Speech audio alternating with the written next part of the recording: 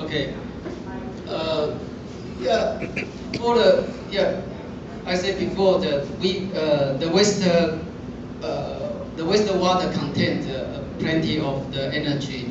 Yeah, it's around the 10 times. If you are going to supply the energy to do the energy to do the wastewater treatment, but the wastewater that contain the energy. The energy is the 10 times of the energy consumed required for the treatment.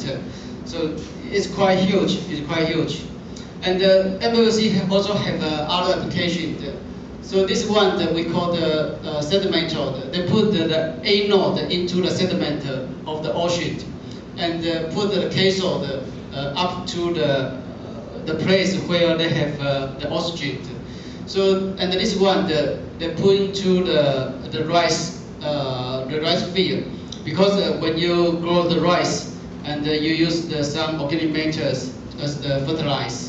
And when the fertilizer oxidation, you will collect the electricity. The purpose of doing this one, they can supply the energy for the observation equipment, because sometimes you put this equipment in the remote area, remote place, and which your power supply is far away.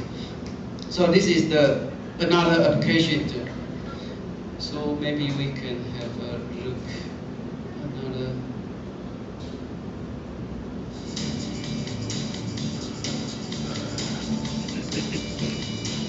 Science investigators recently got wind of a strange story.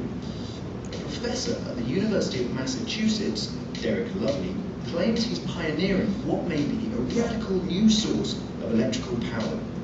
All he needs is mud from the seabed, something called a microbial fuel cell. Professor Lovely, very nice to meet you. Nice to meet you. Apparently you are the man when it comes to microbial fuel cells. Now, what is a microbial fuel cell and what is all that disgusting gunk? Well, microbial fuel cells are a new way of making electricity. So this one here is marine sediment that we collected from our field site out in Nantucket Island. So you picked all this gunk up from the bottom of some seabed. That's right. You got down there with spades, Right. whacked it in buckets, Mm-hmm. because you love this stuff.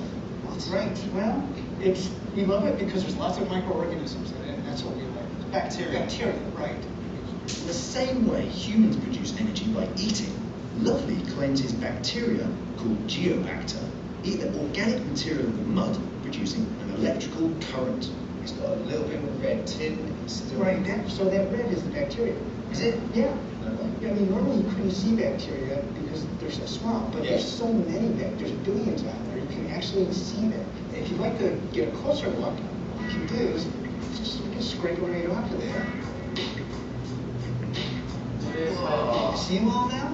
Yeah. It's billions. Lovely says that one day these bacterial-powered batteries may be an alternative source of power. It's kind of hard to believe looking at this. So those little wormy things are your bacteria. That's right. Which produce your electrons. Now, if you look closely, there's finer tentacles also hanging off of this side here. These little hairs. Right. And that's something we call microbial nanowires. It's these tiny natural wires that make the Geobacter special. Thousands of microscopic arms swinging out from the bacteria, each packing an electrical punch. So we've got basically a battery. That's right. No way. Prove it. Take this meter and hook it up and see if you measure anything. Right, I know how a digital bulb works. Okay. Let's just check you're not fooling the system. If I short that together, I've got there 0 volts. Good. Right. It's a good start. Now let's connect it up to here, across this resistor. So we're measuring now the electrical potential difference. That's right. Between that electrode and that electrode. Right. Right. What we have here, 307 millivolts. Right. 0.3 of a volt. Right. So my little MP3 player, I can power that with an AAA battery. That has 1.5 volts. This is 0.3 volt. I need 5 of these to power my little MP3 player. That's right. That is rubbish. That is rubbish. Right, but Hang on. I was thinking, this is amazing. We can power cars and all kinds of stuff with this. Right. You need to go to the lake every 5 minutes and be shoveling this stuff in your boot. Right. Truck. Every car. Every like 5 minutes. But Lovely believes the red bacteria promise a green future. Like the development of early cell phones or computers, he says that this technology is poised for rapid improvement. So if you reach behind you, actually I can give you an example there. What is that? That is the newest version of our microbial fuel cell. Exactly the same reaction going on in here as you have here. Right, we put geobacteria there and it does just fine. That's amazing.